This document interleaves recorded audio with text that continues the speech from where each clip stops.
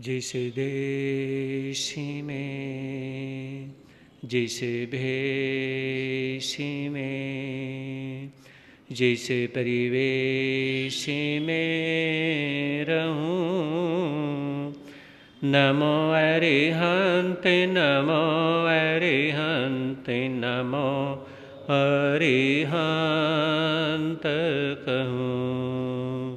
जिस शान से जिस नाम से जिस जान में रहूं, नमो अरिहंत नमो अरिहंत नमो अरिहंत कहूँ।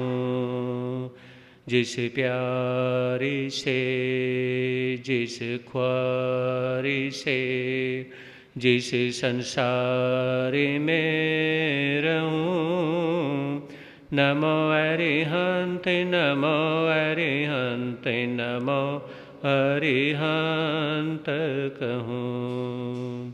जिस ध्यान से जिस सम्मान से जिस जहान में रहूं, नमो अरिहंत नमो अरिहंत नमो अरिहंत कहूँ।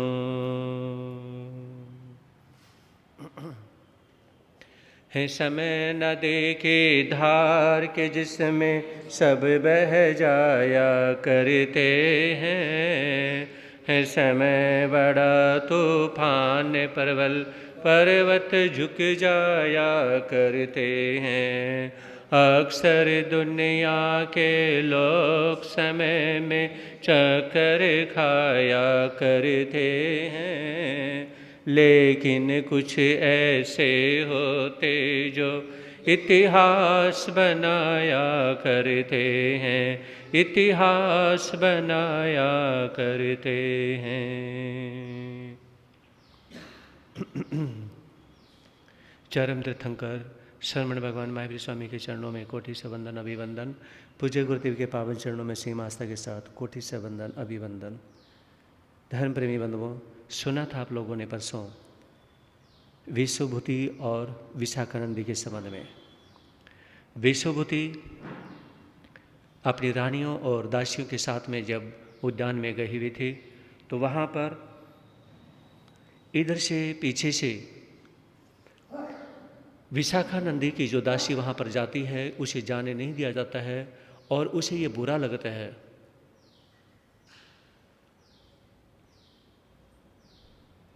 ये कहते हैं कि जो सेवक होता है अगर वो फैशन करने पे आता है तो बहुत गलत होता है। और दूसरा, हर जगह पे जहाँ पर आप बैठे हैं हर जगह पे उसका उठना बैठना खाना पीना हर आपके साथ ही जब होना शुरू हो जाता है तो उसमें क्या है, उसके अंदर घमंड भी आ जाता है कि ये ऐसा करते हैं तो मैं ऐसा क्यों नहीं कर सकता हूँ। कोई भी अपने लेवल को समझने के लिए तैयार नहीं होता। किसी को ज़रूरत से ज़्यादा जब दिया जाता है तो उसे और ज़्यादा पाने की इच्छा होती है। वो व्यक्ति ये नहीं सोचता है कि तू यहाँ पर कमाने के लिए आया है, किस तरह से यहाँ पर तुझे रहना चाहिए। वो उस लेवल तक नहीं रहना चाहता है। अब सामने वाले व्यक्ति को मजबूरी में कहना पड़े कि आप यहाँ नहीं, प्लीज़ आप बाहर बैठें, है ना। अब वो व्यक्ति दोबारा से फिर गलती करता है, फिर वैसी करता है। तो इसका मतलब क्या है कि वो व्यक्ति या तो रहने के साथ में रहने या रखने के लायक नहीं है, तो या कभी न कभी उसको थोड़ा सा टाइट टोकना पड़ सकता है। यहाँ पर जो दासी ने जो किया ना, वो दासी ने ऐसा ही किया, क्योंकि रानियों ने दासी को कुछ ज़्यादा ही लड़ा रखा था। और ऐसे ही जो मंथरा दासी थी, है ना, केकई के साथ में, वहाँ पर केकई ने मंथरा को ज़्यादा लाड लड़ा रखे थे। समझ रहे ना आप लोग, हर चीज़ पे शब्द पे ध्यान देते जाना। तो वहाँ पर मंथरा के ज़्यादा लाड लड़ा रखे थे, इस वजह से क्या है समस्या खड़ी हुई। अगर वो मंथरा के ज़्यादा लाड नहीं लड़ाती तो ये समस्या खड़ी ना होती। उतने तो ही के रखें, क्योंकि जब लिमिट से ज़्यादा यानी कि उसके लाड लड़ा लिए जाते हैं तो फिर किसी रोज़ नहीं करोगे तो प्रॉब्लम समस्या खड़ी होगी। और ये केकई के द्वारा कह लो या मंथरा के द्वारा कह लो, लिमिट से ज़्यादा कहीं जाते हैं या लिमिट से ज़्यादा हंसी मजाक कोई चीज़ें होती हैं तो वहाँ पर परेशानी अवश्य खड़ी होती है। कई बार क्या होता है आज के समय में कि गरीब परिवार की बेटी है ना, कहते हैं कि गरीब परिवार की बेटी लो, गरीब परिवार की बेटी ले तो ले, लेकिन उसके पास में क्या है वो लेवल भी नहीं होता। हजारों में एक आध परिवार ही ऐसा होता है कि गरीब परिवार की बेटी अमीर परिवार में सेट हो जाए, है ना, जिसने कुछ देखा ही नहीं है और उसे आते कहते ना, हरियाणा में कहावत आती है कि चूहे को मिली हल्दी की गांठ, वो अपने आप को पंसारी समझ बैठा। बोलते हैं ना आप लोग, है ना, कि जो जिस लायक नहीं होता ना और उसे लिमिट से ज़्यादा मिल जाता है तो उसे वो संभाल नहीं पाता है। समझ रहे ना, उसे वो संभाल नहीं पाता है। बहुत कम ऐसे लोग होते हैं उसे संभाल पाते हैं। तो दासी को खुंदक होती है कि मैं क्यों नहीं कर सकती, है ना, तो वहां पर अब वो दासी जाती है और रानी को सिखाती है और रानी राजा को, और राजा आदेश देते हैं मंत्री के द्वारा। मंत्री ने क्या किया कि ढोल नगाड़े, जो युद्ध की जो भेरी है ना वो बजानी शुरू कर दी। युद्ध की भेरी बजानी शुरू करी, क्योंकि भेरी वो तभी बजती है जब ये होता है कि हाँ किसी राजा ने अटैक कर दिया है और अब जो है ना युद्ध के लिए तैयार हो जाओ। तो युद्ध की भेरी बजी तो इधर से जो विश्वभूति अपनी रानियों के साथ थे उन्हें देखा कि अरे हमारे राजमहलों में ये युद्ध की भेरी बज गई, क्या हुआ। तो फटाफट यानी कि रानियों को वहां पे छोड़ते हैं और नहाते हुए झट से कपड़े पहन करके और राजमहल में पहुंचते हैं। जहां पे राजा थे, मंत्री तो वहां पर पहुंचे कि राजन ये युद्ध की भेरी कैसे बजी। तो उसमें अब राजा के बोलने से पहले मंत्री बोलते हैं। मंत्री ने कहा तुम्हें क्या जरूरत है, जाओ रानियों के साथ खुशी मनाओ, मस्ती करो, तुम्हारे काम नहीं है, बच्चों के काम नहीं है, ये जाकर के आराम से मस्ती करिए। समझे नहीं। याद रखें, मैं कहना चाहूंगा जब कोई व्यक्ति आपसे यानी कि टेढ़ा मुंह करके बात करे, आंख मटका करके बात करे, या कई बार कोई व्यक्ति ऐसे होते हैं एक आंख बंद करके बात करे, है ना, और आंखें मटका करके इस तरह से बात करे, उस व्यक्ति को उसी दिन छोड़ देना। समझ आ रही है ना, मैं डिटेल से नहीं बताऊंगा, उस व्यक्ति को उसी दिन छोड़ देना। प्यार से बोलना, मीठा बोलना। ऐसे व्यक्ति खतरनाक होते हैं, वो खुद अपने भी नहीं होते, वो अपने भी दुश्मन होते हैं, वो अपने बाप के भी दुश्मन होते हैं, अपने माँ के, पिता के, परिवार के दुश्मन होते हैं। समझ रहे ना। तो ऐसे व्यक्ति अपने लिए कुछ कर नहीं पाते और दूसरों को करते देख नहीं सकते, वो हमेशा क्या है जलते भुनते ही रहते हैं। तो मंत्री ने एक यानी कि इस प्रकार से आंख मटकाते हुए कहा तुम्हारा काम नहीं है। लेकिन विश्वभूति कहने लगे कि बताओ तो सही क्या बात है। उन्हें कहा कि उस राजा ने हमारे ऊपर अटैक कर दिया है।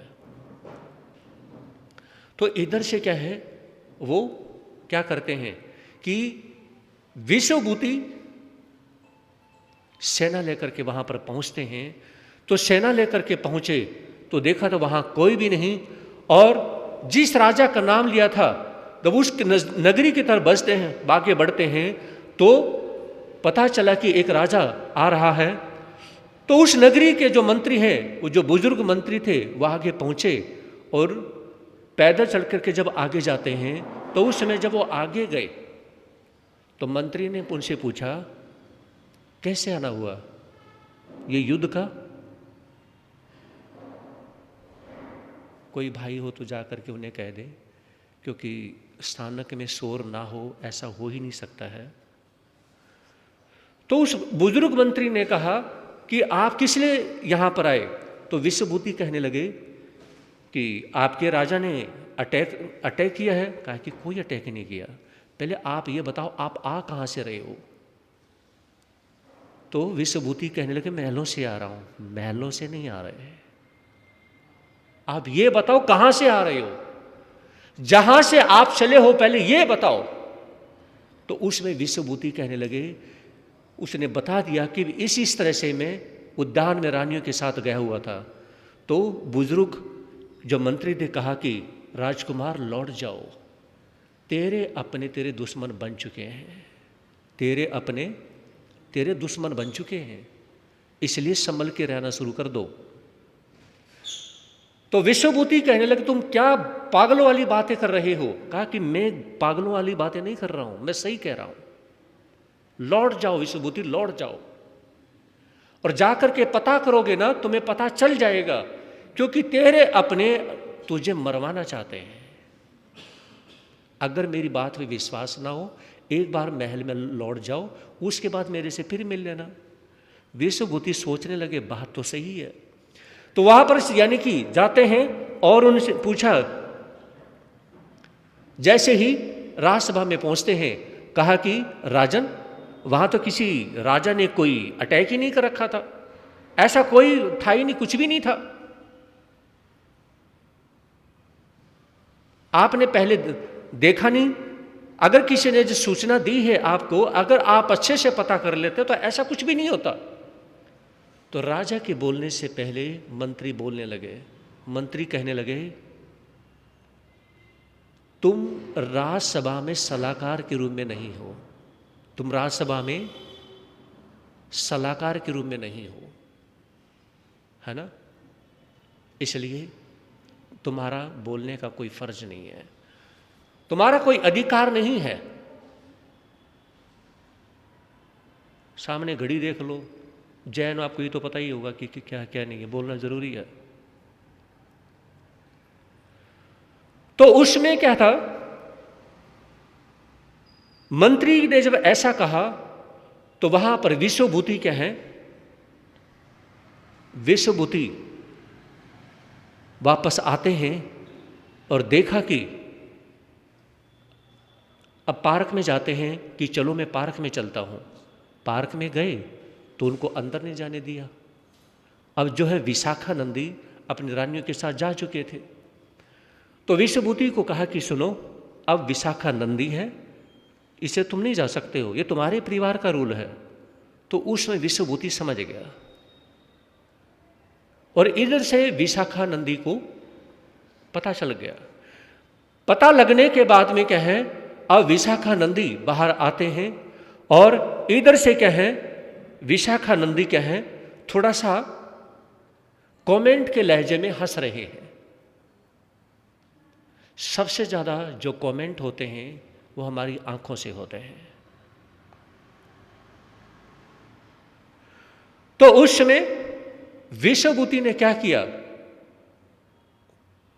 कहा कि मुझे बहुत बुरा लगा है, मैंने तुम्हारे साथ किसी भी तरह का कोई छल कपट नहीं किया।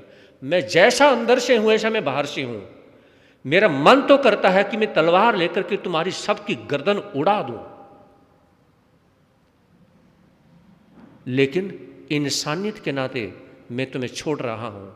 विश्वभूति पास में एक केवट का पेड़ था, उस पर जोर से लात मारते हैं, उसके सारे फल नीचे गिर जाते हैं।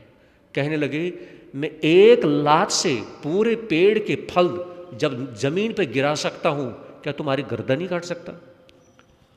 तो इस प्रकार से बोलते हैं और वहां से वो चल पड़ते हैं। अब चलते हैं तो राजमहलों में अपनी रानियों के पास पहुंचते हैं तो वहां पर क्या है, रानियां उनसे बोलती नहीं है। इधर से जब विश्वभूति जब गया था ना, तो जब रानियां घंटा 2 घंटा जब वेट करती हैं और वेट करती हैं, तो उसमें क्या है, विशाखा नंदी के द्वारा उनको निकाल दिया जाता है। कहां से? पार्क से। जी तुम तुम्हारे जब पति नहीं है तुम यहाँ पर क्या करोगे, जब वो युद्ध के लिए गए थे, है ना। तो वो चली यानी कि महलों में आती हैं, और इधर अब ये जब विशाखाभूति जब विश्वभूति जाते हैं तो विश्वभूति के बारे में रानियां सोच लेती हैं कि राजा युद्ध में जाए तो पहले पत्नियां क्या करती हैं, रानियां क्या करती हैं, तिलक करती हैं, थाली सजाती हैं और उनकी विजय की कामना करती हैं। मैं आपको कहना चाहूंगा, जब भी बिजनेस के लिए पति 2 दिन 10 दिन 15 दिन के लिए जाए तो उसमें आप विशेष कामना करें। जो हमारी माताएं बहनें हैं, यानी कि अपने पति के लिए विशेष कामना करें और उसमें यानी कि तिलक करें और उसमें यानी कि उनकी कामना करें, परमात्मा से कामना करें। ये चीजें पहले हुआ करती थी, आज ये चीजें खत्म हो चुकी हैं। समझ रहे ना, इन चीजों को महसूस करते जाइए, ये जरूरी है। तो रानियों के मन में यह है कि मेरे पति जब यानी कि गए तो उसमें क्या है, हमें बता के नहीं गए। युद्ध में जाने से पहले रानियों को बताना जरूरी है। माता पिता को ना बताएं लेकिन रानियों को बताना जरूरी है। लेकिन इधर से क्या है, अब वो जाते हैं तो रानियां बोलती नहीं हैं। विश्वभूति ने सोचा आज जो रिश्ते हैं, रिश्ते बहुत कठोर हो गए हैं, तो वहां से विश्वभूति चलते हैं कि अब मैं इन किसी का भी नहीं हूं और ये मेरे नहीं। वहां से चलते चलते जंगल में चले जाते हैं। जंगल में जब वो जाते हैं और जंगल में जाने के बाद में वो जा रहे हैं और देखिए उन्हें खुद को नहीं पता है कि मैं किधर जा रहा हूं, मैं क्या करूंगा, कहां जाऊंगा, कुछ नहीं पता है। इधर से जब राजा को पता चलता है तो राजा ने सोचा कि हमारे महलों में एक ही तो है ऐसा वीर जो कोई राजा अटैक कर दे तो वो बचा सकता है, लड़ सकता है ना। इधर से उनकी यानी कि विश्वभूति की माता, उनकी रानियां भी सोचने लगी कि विश्वभूति तो क्या है, जंगल में चले गए हैं। पूरी नगरी में सन्नाटा छा जाता है और सभी ये बोलते हैं कि विश्वभूति जंगल में चले गए। अब सभी उनको लेने के लिए जाते हैं। इधर विश्वभूति जब जंगल में जाते हैं तो वो जा रहे हैं और उनको जाते हुए सामने से आते हुए संबुति विजय एक संत हैं, उन्होंने देखा और कहा कि युवक कहाँ जा रहे हो। विश्वभूति नहीं बोलते हैं, अरे युवक तुम कहाँ जा रहे हो, क्योंकि संबुति विजय ने समझ लिया था कि ये कुछ गलत करने जा रहा है। तो वो संत उसके पीछे पीछे चलते हैं, थोड़ा तेजी से चलते हुए और जोर से उसका हाथ पकड़ते हैं। जैसे ही विश्वभूति छुड़ाने की कोशिश करते हैं तो संबुति विजय कहने लगे, तुम मानते क्यों नहीं, सुधरते क्यों नहीं, मैं तुम्हें कह रहा हूं तुम बताते क्यों नहीं, तुम कहां जा रहे हो।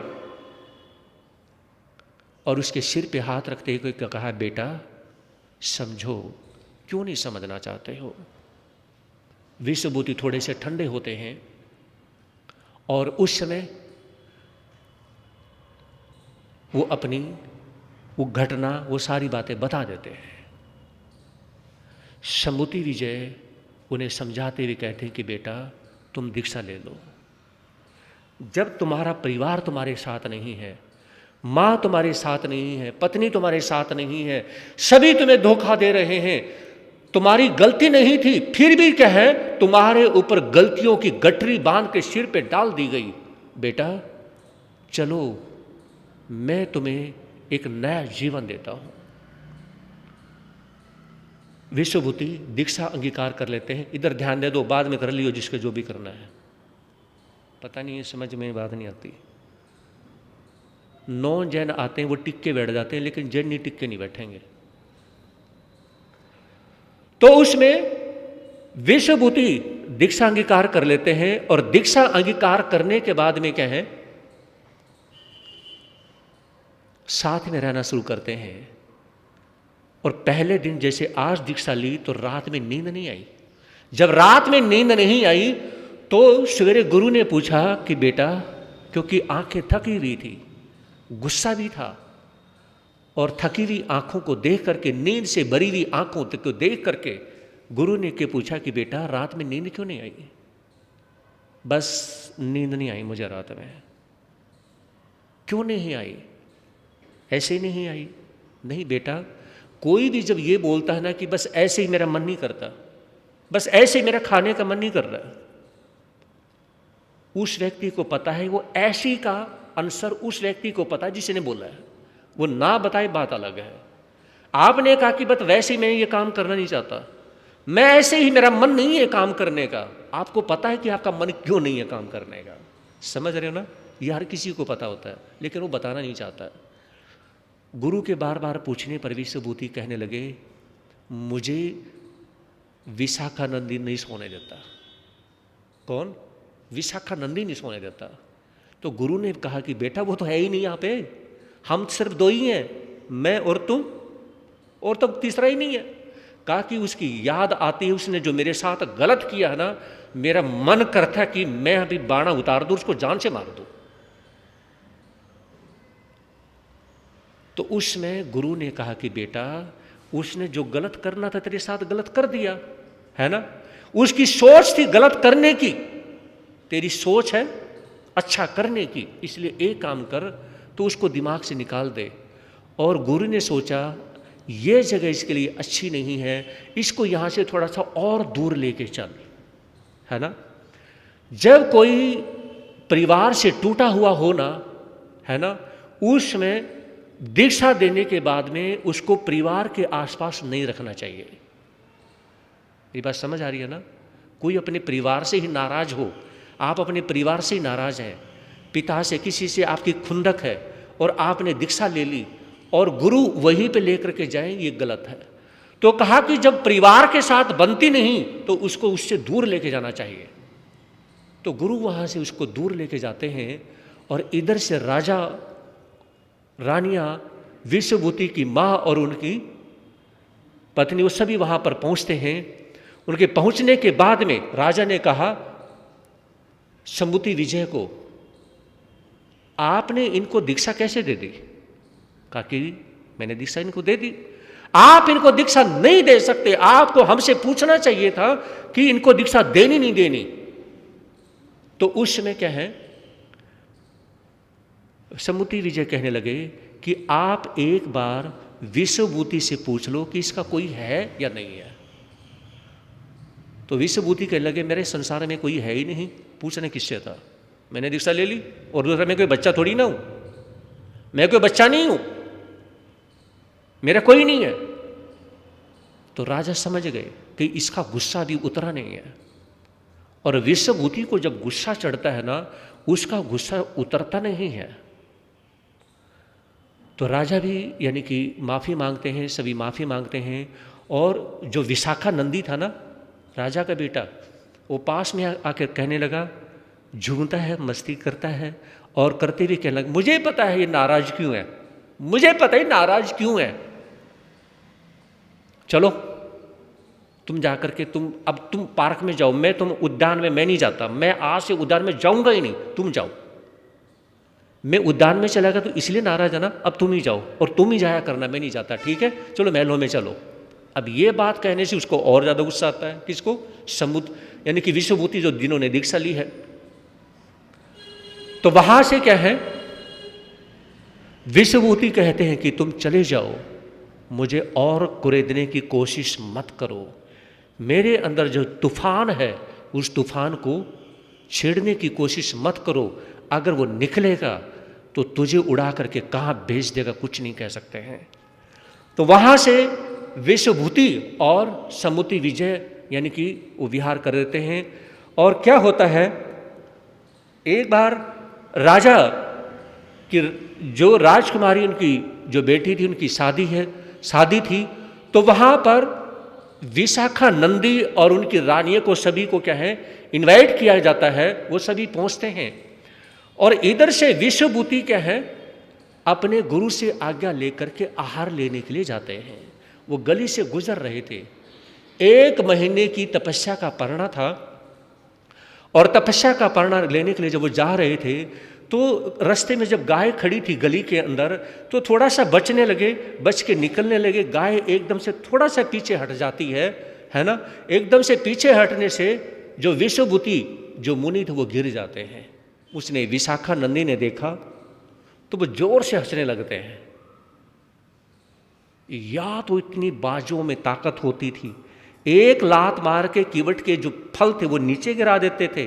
और आज देखो जरा सी गाय पीछे क्या हट गई, अरे रे रे रे रे ये तो खुद ही गिर गए। वो मजाक करने लग जाते हैं।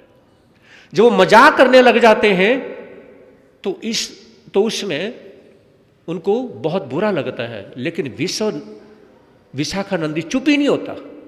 कहा कि अब तो लगता है कि बाजुओं की ताकत खत्म हो गई, क्योंकि भिक्षा मिलती है ना, मांग के खाने में कौन सा कुछ एनर्जी होती है ना। चलो मेरे साथ राजमहलों में चलो, तुम्हें बहुत सारा खाना दूंगा। ऐसा कुछ का कुछ क्या है, विशाखानंदी बोलता है।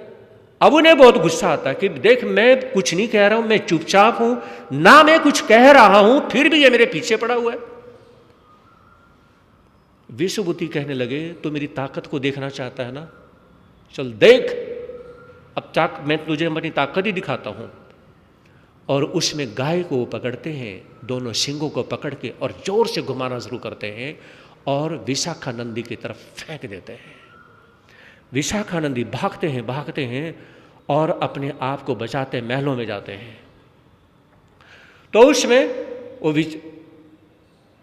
उसको ऐसा महसूस होता है जैसे गाय तेरा पीछा कर रही है। महलों में जाते हैं और बहुत उन्हें डर चढ़ा हुआ है, भय चढ़ा हुआ है कि विश्वभूति तुझे छोड़ेंगे नहीं, तुझे मारेंगे, है ना। इस तरह से डर के मारे विशाखानंदी क्या है, कुछ दिनों में क्या करते हैं, वो प्राण छोड़ देते हैं। अब वहां से वो प्राण छोड़ते हैं और इधर से क्या है, विश्वभूति क्या है, आगे उनकी तपस्या चलती रहती है। और एक रोज तपस्या जब का वो पारणा करते हैं तो उसमें क्या है, उसमें ये प्रॉमिस करते हैं, ये निदान करते हैं। शास्त्र की भाषा में निदान है और आम भाषा में प्रॉमिस कह लो, और आसान भाषा में यानी कि कसम कह लो। तो उसमें विश्वभूति क्या है, ये निदान करते हैं, कसम खा लेते हैं कि मैं अगले जन्म में विशाखानंदी के जीव को मारूंगा, मैं मारूंगा, पक्का मारूंगा, उसको जान से मारूंगा, ऐसा विचार कर लेते हैं। तो वहां से वो शरीर छोड़ते हैं और शरीर छोड़ने के बाद में क्या है, अब देखिए आगे जो उनका भाव होता है। विशाखा जो नंदी है जो अगले भाव में अश्वग्रीव के रूप में बनते हैं, अश्वग्रीव। और इधर से जो विश्वभूति जो थे ना, वो अगले जन्म में प्रजापति के उनके जो बेटे त्रिपृष्ठ वासुदेव, जिनका नाम था अचल नाम था, यानी कि त्रिपृष्ठ वासुदेव जो हैं वो त्रिपृष्ठ वासुदेव अचल उनका भ्राता था, त्रिपृष्ठ वासुदेव के हैं का नाम था और प्रजापति उनके पिता थे। तो वहां पे उनका जन्म होता है। अब यूं समझिए कि इस अश्विनी के पहले रावण बनते हैं जो विशाखानंदी थे ना। विशाखानंदी इस जन्म में यानी कि अश्वग्रीव बनते हैं, यानी कि अगले जन्म में। अश्वग्रीव मतलब इस अवसर्पिणी काल के पहले रावण, यानी कि उसको क्या कहेंगे, प्रतिवासुदेव। आप ऐसे ध्यान से सुनते रहोगे ना, बोलते रहो तो मुझे भी अच्छा लगेगा। और बीच में कोई आता है, आप एक्टिविटी करते हो थोड़ा बुरा लगता है, उसको बैठने दो, जहां वो बैठे या ना बैठे, वो जाए ना जाए जैसे मर्जी करे, आप आगे ध्यान दें। तो उसमें क्या है, प्रतिवासुदेव का मतलब रावण, और इस यानी कि अवसर्पिणी काल का पहला रावण अश्वग्रीव। और अश्वग्रीव का मतलब क्या हुआ, अश्व का मतलब होता घोड़ा और ग्रीव का मतलब होता गर्दन, जिसकी घोड़े जैसी लंबी गर्दन है, जिसकी घोड़े जैसी लंबी गर्दन। और त्रिपृष्ठ जो वासुदेव थे ना, उसको घोड़ा बोला करते मजाक में, कभी उन्होंने उसको अश्वग्रीव कहा ही नहीं, कहा कि वो घोड़े की गर्दन वाला, वो लंबी गर्दन वाला घोड़ा, ऐसा वो मजाक में त्रिपृष्ठ बोला करते। तो इधर से अब आप अगली कहानी सुनिए। अश्वग्रीव के जो हैं उनके पास में पूरा बल था, या यूं समझिए किसी भी जन्म में कोई भी प्रतिवासुदेव होता है उसके पास ताकत पूरी होती है। ध्यान से सुनना। लेकिन जो वासुदेव होते हैं उनके पास में ताकत का अभाव होता है। समझ रहे हो ना? ताकत का अभाव होता है। वो उस जन्म में अपनी ताकत को बढ़ाते हैं, अपनी ताकत को और बढ़ाते हैं और वो बढ़ाते चले जाते हैं। यानी कि जो प्रति वासुदेव हैं उन्हें पहले से सब कुछ मिला होता है। जैसे रावण को पहले से सब कुछ है, उनको पहले से राजपाट सारा सब कुछ उनके पास में होता है। लेकिन जो वासुदेव होते हैं उन्हें क्या है कि समय के हिसाब से मिलता है। समझ रहे ना? चाहे आप कंस और कृष्ण को देख सकते हो, चाहे आप राम और बोला करो ना रावण को देख सकते हो, चाहे राम है रावण है। राम को समय के हिसाब से धीरे धीरे वो चीज़ मिलती है, लेकिन रावण के पास सब कुछ पहले से है। कंस के पास पहले से सब कुछ है, लेकिन कृष्ण को समय समय पर समय के अनुसार उससे अपनी ताकत बढ़ानी होती है। समझ गए ना? तो जो प्रति वासुदेव है तो यानी कि असगुरी उसके पास में सब कुछ पूरा राजपाट है। लेकिन जो वासुदेव कौन? त्रिपृष्ठ वासुदेव, उसके पास जो है वो पहले से वो सारा राजपाट नहीं है। तो देखिए वहां पर अब क्या होता है। एक बार असगरीब जो है ना सभा लगी हुई थी और उन्हें कुछ, क्योंकि उसे हर रोज वो सोता है उठता है बैठता है, उसे डर सता रहा है। अरे ओह मुझे कौन मारेगा, मुझे कौन मारेगा, मुझे कोई मारेगा। क्योंकि पिछले जन्म में डर के कारण चाहे रावण है, मतलब यूं समझिए कोई भी प्रति वासुदेव है, पिछले जन्म में कोई ऐसी घटना और वो भी रिश्तों की वजह से घटना घटती है और जिस वजह से अगले जन्म में उसे डर होता है और उसे ये होता है कि मुझे कौन मारेगा। और ऐसा ही डर रावण को था और ऐसा ही डर कंस को था। अब कुछ याद आया? कंस भी क्या सोचता है? मुझे कौन मारेगा, मुझे कौन मारेगा, मुझे कोई मारेगा। और उसे नींद नहीं आती है, वो कभी सो गया, उसे नहीं पता मैं कब सोया मैं कब उठा, कुछ नहीं पता होता। समझ रहे ना? और इधर से क्या है, तो ज्योतिषियों को उन्होंने बुलाया और कहा कि मैं कैसे मरूंगा, मुझे बताओ मैं कैसे मरूंगा। तो उन्होंने कहा कि उसे जब बताया जाता है कि जो तुम्हारा जो चंड मेघ जो राजदूत है ना, जो इसकी पिटाई करेगा, जो तुम्हारा जो राजदूत है इसकी जो बढ़िया सी पिटाई करेगा ना, वो यानी कि वो आपको मारेगा। अच्छा, मतलब वो मुझे मारेगा। तो इस तरह से क्या है, अब उसने सोचा कि चलो ऐसा ही करना चाहिए। उल्टी खोपड़ी का था। और ये प्रति वासुदेव जितने भी होते हैं ना, सारे उल्टी खोपड़ी होते हैं, चाहे कोई भी है, रावण है कंस है जितने भी है। तो उन्होंने क्या किया, अपने चंड मेघ जो राजदूत था ना उसको कहा कि तुम ऐसा करो, पूरे देश में जाओ और जिस भी नगरी में जाओ ना, उस नगरी में बस जितना भी ऊट पटांग उद्दंडता कर सकते हो, जो मिले उसको जितनी गंदी से गंदी गालियां दी जाए, है ना, जो जितने उल्टे से उल्टे कर्म करे जाए वो करो। इससे उन्होंने ये इसलिए किया था कि पता चल जाएगा कि इसकी पिटाई कौन करता है, क्योंकि हर कोई तो पिटाई करेगा नहीं। क्यों? क्योंकि ये किसका राजदूत है? प्रति वासुदेव का राजदूत है। उसके पास सेना है, वो इतनी बड़ी उसके पास में पावर है ना। अब यानी कोई विधायक है, उसके बेटे को जल्दी से कौन पीटेगा? कोई पुलिस वाला, चाहे वो यानी कि लाल बत्ती पे गलती कर दे, कोई कुछ कहता नहीं है। तो इसी तरह से क्या है, अब वो जाता है जहां भी जाता है, एक एक नगरी में जाता, हर नगरी में जाता है, कोई कुछ बोलता ही नहीं। और सभी क्या है, गर्दन झुकाते हाथ जोड़ते हैं, माई बाप आप जैसा करो वैसे ठीक हो, कोई कुछ नहीं बोलता। इस तरह से अब वो क्या है, चंडमेघ जो न खबर भिजवाता रहता है, राजन मैं 20 नगरी में जा चुका हूं, किसी ने कुछ नहीं कहा, मैं जो चाहता हूं वो करता हूं। अब वो पूरे देश में जा चुका है, सिर्फ एक नगरी बचती है, पूरे देश के एंड में एक नगरी, और उसने खबर भिजवा दी, मैंने सारा देश कवर कर लिया, आपको मारने वाला कोई नहीं है, एक नगरी है बस वहां मैं जा रहा हूं। तो उस नगरी में जाते हैं और उस नगरी आखिरी पड़ाव था ये पोथनपुर नगरी। और इसी नगरी में क्या है, इसी नगरी में प्रजापति राजा था और उसका बेटा बड़ा अचल था। और बड़ा अचल और छोटा बेटा, उसका छोटा बेटा यानी कि त्रिप्रिश जो था उसका छोटा बेटा था। और आप लोगों ने सुना था कि मरीचि के भाव में गलती करने की वजह से अब आगे वो कभी भी क्या है बड़ा बेटा नहीं बनेगा। ध्यान से सुनते जाना, याद करते जाना। तो क्या होता है, वो वहां पे जाते हैं और क्या है, उसने तो यानी कि वही उदंडता करनी थी चंडमेघ ने, वहां पे वो करता है। अब चंडमेघ जो है ना राजसभा में आता है और वहां पर भी उदंडता करनी शुरू कर देता है। तो इधर से क्या है, अब राजा कौन थे, प्रजापति थे, और त्रिपृष्ठ ये सब कुछ देख रहा है, उसे हजम नहीं हो रहा है।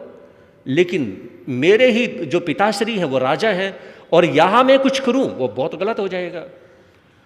अब वहां से वो चंडमेघ ये सब कुछ शैतानी करके निकलता है। तो जो अनुचर थे, अनुचरों को त्रिपृष्ठ ने कहा कि इसका पीछा करो, ये देखो ही कौन से रास्ते से जाता है।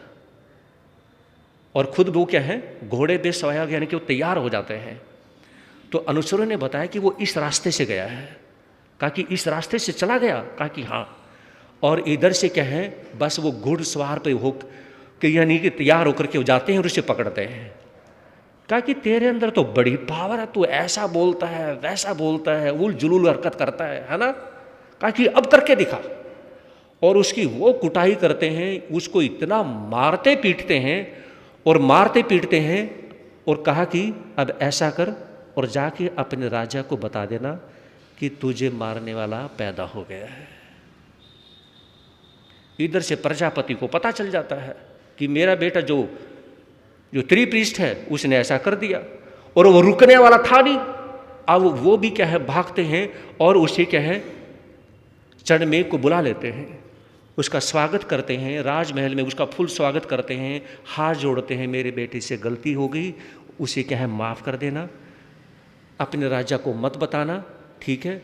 और उसे पीटते हुए जो साथ में चंडमेघ के जो और अनुचर थे, क्योंकि वो अकेला तो था नहीं, अब वो वहां से डर के मारे भाग जाते हैं। उन्होंने उधर से राजा को बता दिया, किसको, प्रतिवासुदेव को, प्रतिवासुदेव को बता दिया। और इधर से क्या है, अब वो जो है ना वहां पे कई घंटे रुकता है, रुकने के बाद में अब वो यानी कि जाता है। और इधर से त्रिपृष्ठ जब महलों में आते हैं तो राजा उसे सजा देते हैं और क्या है उसे कहते हैं मेरे महलों से तू निकल जा। अरे तुझे क्या जरूरत ही करने की, तुझे पता ही नहीं है कि वो प्रतिवासुदेव है। अगर वो सजा देने पे आ गया ना तुझे बहुत बुरी तरह से मारेगा। तो एक बार क्या है, इधर से जो प्रजापति हैं उनकी जो रानी उस के बारे में एक बार निमितिक ने कहा था कि इसकी कुक्षी से जो जन्म लेगा, जो बच्चा जन्म लेगा वो प्रतिवासुदेव को मारेगा। समझ रहे हैं ना आप लोग, वो किसको मारेगा, प्रतिवासुदेव को मारेगा। और ये बात क्या है, एक बार अपनी मां से त्रिपुरुष ने सुन लिया था, अब उसे वो याद आया, अच्छा वो मतलब वो अच्छा वो प्रतिवासुदेव है ना। और इधर से अब वो चंडमेघ वहां पर पहुंचता है तो चंडमेघ से जब पूछता है कौन, असवगरीब, क्या हुआ बेटा, कोई परेशानी तो नहीं आई ना। नहीं नहीं नहीं नहीं, नहीं कोई परेशानी नहीं आई। अरे मेरी तो आपकी वजह से इतनी सेवा हुई, बहुत सेवा हुई, ऐसा हुआ वैसा हुआ। और असवगरीब के को पहले पता चल ही गया था, जो अनुचरों ने बता दिया था, बेटा ये तेरा हाथ यहाँ से नीला क्यों रखा। नहीं मैं गिर गया था, मैं गिर गया था मैं। तो वो इस तरह से बातें बनाता है। तो असवगिरी कहने लगे जो हुआ था वो मुझे बता दे, मुझे पता चल चुका है, जो तेरे साथ अनुचर मैंने भेजे था ना उन्होंने मुझे पहले बता दिया। अब उसे वो सब कुछ बता देता है। तो इधर से असवगिरी ने क्या किया, प्रजापति की ड्यूटी लगाई कि जो जंगलों में केसरी सिंह है ना, इसको कोई मार ना दे, इसकी रक्षा तुमने करनी है। समझ रहे हो ना। और केसरी सिंह जो है वो यानी कि उसका आतंक छाया हुआ था, वो यानी कि लोगों को मार के खा जाता था। और त्रिपृष्ठ जो है, त्रिपृष्ठ जब महलों में थे तो उन्होंने, प्रजापति ने कहा कि तुम ऐसा करो, मेरी आज्ञा है, तुम जंगलों में जाओ और उसकी रक्षा करो। किसकी रक्षा करनी है? केसरी सिंह, केसरी सिंह की रक्षा करो। और केसरी सिंह की रक्षा करने के लिए ड्यूटी किसकी लगा दी? त्रिपृष्ठ वासुदेव की लगा दी। यानी कि जो मारने वाला है उसी की ड्यूटी लगा दी कि तुमने रक्षा करनी है। अब वो कहें, रथ पे सवार होके जब जाते हैं और वहां पे पहुंचते हैं जहां पर केसरी सिंह गुफा में थे, तो उस रथ के की आवाज से सिंह जागता है। लेकिन उससे पहले त्रिपृष्ठ को लोगों ने बता दिया था ये केसरी सिंह है, कोई छोटा मोटा शेर नहीं है, हजारों हजारों लोगों को मार के खा चुका है, लौट जाओ, ये तुम्हें बख्शेगा नहीं। कहा कि मैं आया इसी के लिए हूं, है ना, ये नहीं बोला मैं रक्षा करने के लिए आया हूं, कहा कि मैं आया इसके लिए हूं। अब वो रथ खड़ा कर देते हैं और शेर उधर से दहाड़ लगाते हैं। तो त्रिपृष्ठ ने देखा कि हाँ आ चुका है, देखा कि अरे इस शेर के पास तो कोई अस्त्र नहीं, शस्त्र नहीं, है ना, ये तो खाली है। तो जो भी उसने जो धनुष बाण, जो भी तलवार इत्यादि भाले इत्यादि ले रखे थे वो सारे रथ में रख दिए और कहा कि जब ये खाली तो मैं भी खाली। और इधर से त्रिपृष्ठ वासुदेव आगे बढ़ते हैं, उधर शेर आगे बढ़ रहा है, वो इधर से वो भी आगे बढ़ रहा है। ये कहते हैं, पंचतंत्र संस्कृत के ग्रंथ में आता है कि अगर आप कंकर उठा के कुत्ते पे फेंकोगे तो कुत्ता उस कंकर को पकड़ता है। हाँ जी, सुन रहे हो ना, उस कंकर को पकड़ता है। अगर कंकर आप उठा करके कंकर हाथ में लेकर शेर की तरफ फेंकोगे तो शेर कंकर को नहीं पकड़ेगा, मारने वाले को पकड़ता है। और कुत्ता मारने वाले को नहीं, कंकर को पकड़ता है। समझ गए? तो शेर भी समझ गया था, आज पहली बार मेरे सामने कोई सामान्य आदमी नहीं है। उसने दहाड़ लगाई, कोई फर्क ही नहीं पड़ा। और शेर की आदत होती है, बिल्ली की आदत होती है, जब भी वो अटैक करते हैं हाथ पैरों पे नहीं करते, वो सीधा गर्दन या सिर पे अटैक करते हैं। शेर हमेशा आंखों से आंखें मिला के लड़ता है। शेर जब लड़ता है ना, आंखों से आंखें मिला के लड़ता है। इधर से त्रिपृष्ठ ने जब शेर की आंखों में आंखें डाली तो शेर समझ गया कि कोई सामान्य तो है नहीं। तो जैसे उसने जंप लगाया शेर ने, और त्रिपृष्ठ वासुदेव ने उसे पकड़ा और इस तरह से जबड़े से पकड़ के और बीच में से फाड़ दिया। तो वहां से त्रिपृष्ठ जब वापस आते हैं तो प्रजापति को पता चलता है कि इसने शेर भी मार दिया। अब क्या करते हैं प्रजापति, उन्हें अपने राजमहल से निकाला दे देते हैं कि तुम यहां से चले जाओ, जंगलों में चले जाओ और यहां पे आने की कोई जरूरत नहीं है, बस। तो त्रिपृष्ठ कहने लगे मेरी गलती क्या है, जो मुझे करना चाहिए था मैंने वही तो किया है। बड़ा भाई अचल था, अचल तो उन्हें सपोर्ट करता है, किसको? त्रिपृष्ठ को सपोर्ट करता है, लेकिन राजा के सामने नहीं चल पाती है, क्योंकि पिता राजा भी थे, पिता भी थे और राजा भी थे। अचल को बहुत दुख होता है कि मेरा भाई जंगलों में अकेला चला जाएगा। अब त्रिपृष्ठ क्या है, जंगलों में लौट जाते हैं, जंगलों में चला जाता है, अकेला त्रिपृष्ठ है। अब त्रिपृष्ठ जंगलों में जाते हैं, चले जाते हैं, जा रहे हैं और जाते जाते क्या हैं, जैसा भी जंगल में कोई फ्रूट मिलता है खा लेते हैं। तो जंगल में जाने के बाद में एक विश्वामित्र मिलते हैं जो संत के रूप में थे, मिले तो उनके पास वो बैठते हैं। उन्होंने देखा, कहा कि तुम किस चपलता में हो, किस विचारों में हो, मुझे पता है तुम किस लिए भटक रहे हो। तो उसमें त्रिपृष्ठ ने पूछा मैं किस लिए भटक रहा हूं? कहा कि तुम इसलिए भटक रहे हो, तुम्हारे पिताजी ने तुम्हें निकाल दिया, और इधर से क्या है, जो अश्वग्रीव है, जो प्रतिवासुदेव है, तो उस वजह से तुम परेशान हो। तो उसने कहा कि युवक, घबराने की जरूरत नहीं है, मैं भी प्रतिवासुदेव को मारना चाहता हूं। अच्छा, तुम भी मारना चाहते हो? दुश्मन का जो दुश्मन होता है वो मित्र बन जाता है। तो उस समय उन्होंने, संत ने कहा कि सुनो, मैं जब मारना चाहता था उस समय मैं घर में था, अब यहाँ पे मैं संत बन चुका हूँ, इसलिए मैं अपने हाथ से नहीं मारना चाहता। मेरे पास पावर आ चुकी है, संत अवस्था में मैंने वो साधना करी है, लेकिन मैं अपने हाथ से नहीं मारना चाहता। अगर तू इस तरह से मारना चाहेगा, तू प्रतिवासुदेव को नहीं मार सकता, अब तुझे साधना करनी पड़ेगी। अब मैं आपको लेके चलता हूँ एक बार उस समय जब लक्ष्मण थे। लक्ष्मण ने मेघनाथ को कब मारा? जब वो राजमहलों से राम के साथ जंगलों में रहते थे। समझ रहे हो ना आप लोग? उसने तभी यानी कि मारा जब वो यानी कि भोग से योग की तरफ और अपने यानी कि राम और सीता उनके चरणों में रहते हैं और काफी लंबा समय हो जाता है उन्हें साधना में रहते हुए और यानी कि भोग से दूर रह करके योग में रहते हुए, इसलिए उनके पास शक्ति आ जाती है, मेघनाथ को मार पाते हैं।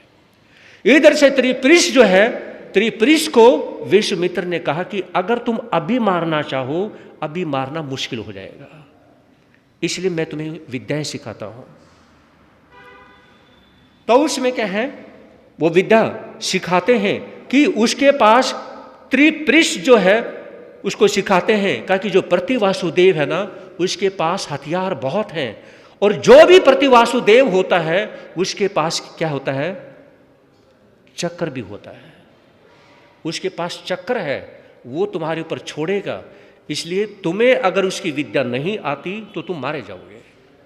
तो उसमें उनको विद्या सिखाते हैं कि जब इस तरह से विद्या सिखा दी जाती है, फिर जब तुम लड़ोगे ना और वो चक्कर छोड़ेंगे, तुमने क्या करना है, उस चक्कर की तरफ आंख मिला करके देखना है और देखते जाना है। वो चक्कर वहां से बहुत स्पीड से चलेगा, तुम्हारे पास आकर के धीरे स्लो हो जाएगा, तुम्हारा चक्कर काट करके चला जाएगा। और तुमने क्या करना है, मंत्रों के द्वारा ये सिद्धि करनी है। ये सारी चीजें कई महीनों तक क्या है वहां पर त्रिपृष्ठ सीखते हैं। त्रिपृष्ठ वहां पर सीखते हैं और उसके बाद क्या है,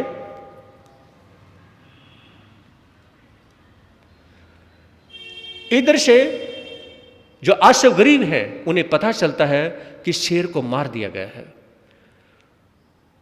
तो शेर को मारने के बाद में जब अनुचर आते हैं तो उसमें, और जो सारथी था उसको कहा कि तुम जाकर के अश्वग्रीव को बता दो कि जैसे मैंने शेर को मारा है ऐसे मैं उसको भी मारूंगा और मैं पक्का मारूंगा, मैं इसको छोड़ूंगा नहीं। इस प्रकार से क्या है, त्रिपृष्ठ वासुदेव ने ये खबर क्या है वहां पर भिजवा दी। ये कहते हैं कि रिश्ता जो है वो खत्म नहीं होता है, जड़ चीज से कनेक्शन जो होता है वो खत्म नहीं होता है। इस जन्म में आप खत्म करने की कोशिश करें लेकिन वो खत्म नहीं होता है। तो त्रिपृष्ठ